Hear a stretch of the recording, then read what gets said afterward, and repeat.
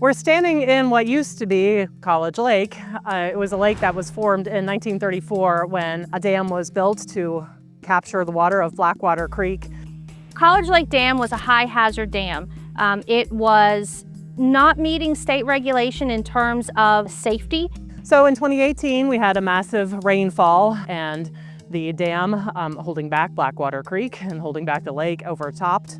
And there was some significant damage to the dam. It's been, the better part of 10, 15 years that we have been evaluating what to do with College Lake Dam in order to meet these regulations. So we decided that the best plan forward for all sorts of reasons, including public safety, as well as some environmental reasons, was to actually remove the dam, decommission it, and restore Blackwater Creek in the old lake bed.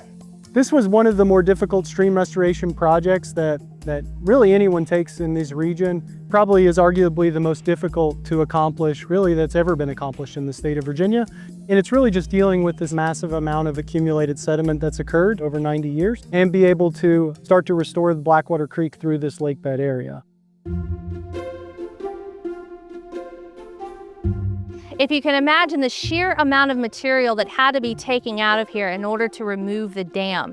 The Lakeside Drive used to go all the way across this area, and this used to be what was College Lake Dam and had the water levels a lot higher than what it was downstream. So the topography has changed dramatically out here during this project. Once we drained the lake, took the dam out, and process stream restoration from upstream to downstream, we were able to reconnect the stream to the floodplain, give Blackwater Creek back its path through this area of Lynchburg, and create that valuable fish and macroinvertebrate habitat that was missing in the lake bed.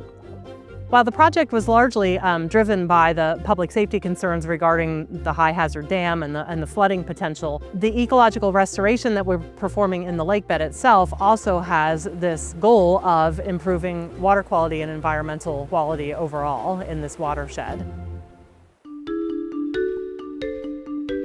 One of the biggest challenges, and we kind of anticipated this along the way, was that once the lake was drained, we'd be dealing with a significant amount of soft accumulated sediment over the last 90 years.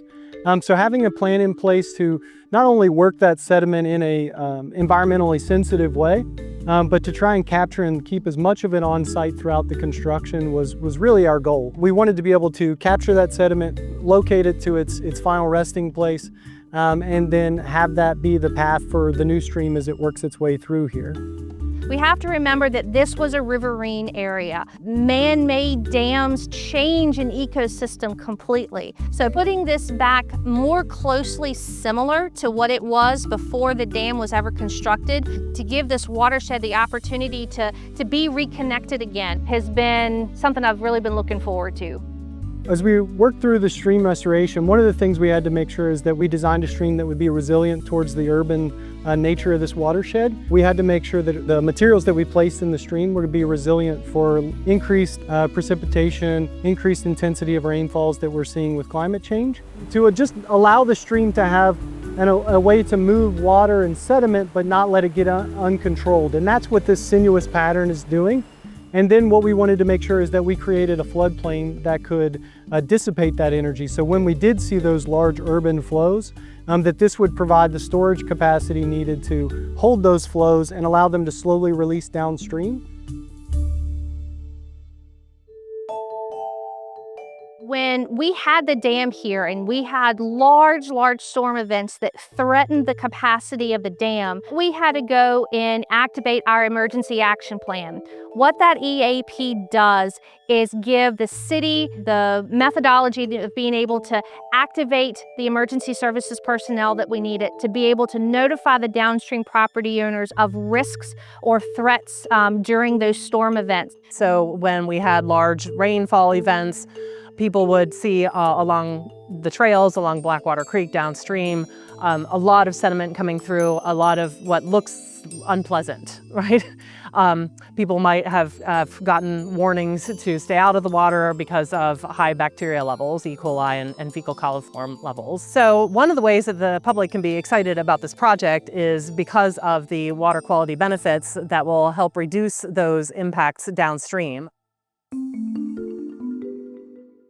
Success really looks like this area growing up into a mature wetland forest area and really and truly looking like there was never a lake here to begin with. We added in these habitat features, these wetlands that you see here in the background. These provide valuable habitat for wetland species, frogs, turtles, and some protection from various predators in the area. And then as we transition up into the upland, we wanted to make sure we blended into the natural environment that already exists here. So mimicking the natural slopes and topography that exists within Lynchburg as we tie that in. I can see behind us here, the white blooming flowers are absolutely teeming with native pollinators. I literally am looking at a monarch butterfly right now. These are the kinds of things that I imagined in 2018 when we designed this project, that we would be able to create a really thriving environment with habitat for a diversity of species, far more diverse than what was here when it was a lake. There have been a lot of fond memories of College Lake. I know it's bittersweet to some to see it go. Talking with members of the community, I've heard of, fond memories of fishing, being out on the lake. But with this change, there are new opportunities for the community. This is a fantastic opportunity to engage students in learning about and researching about ecological restoration. To the university in particular, it's a benefit to people like me who teach environmental science and my students. For instance, this week I've been bringing labs classes down here to the site to identify the plant species that we see here on site. And of course, everybody's excited about the idea of bringing local school kids here to access boardwalks and viewing platforms and learn a little bit about the local environment here in Lynchburg.